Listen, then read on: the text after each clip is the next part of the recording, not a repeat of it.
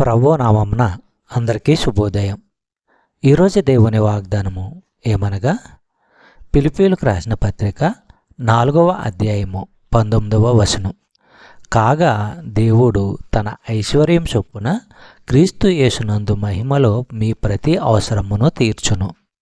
సహోదరులారా, మనుషులను దేనికోసమైనా అర్థించవలసిన అవసరం వస్తే విశ్వాసి పక్షాన దేవుడే అది చేయగలడు. తన ప్రజలకు ఏదైనా అవసరత ఉంటే వారికంటే మరింత బాగా తన ప్రజల హృదయాలను ప్రేరేపించి సహాయము చేయించగలడు. ఇలాంటి వాటిని తగిన చోటనే, అంటే దేవుని చేతుల్లోనే వదిలి ఆయన్నే నమ్ముకొని ఉండాలి. మన ఆధ్యాత్మిక అక్కరలను కూడా దేవుడు తీరుస్తాడు. అక్కరలన్నీ అంటే మనము కోరినవన్నీ అని కాదు, మనకు అవసరమని దేవునికి అనిపించనివి అని అర్థం.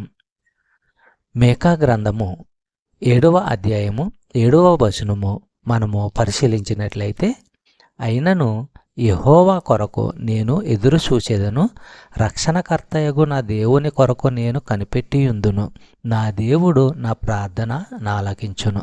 చెప్పబడిన వాగ్దానము దేవుడు దీవించి ఆశీర్వదించును గాక.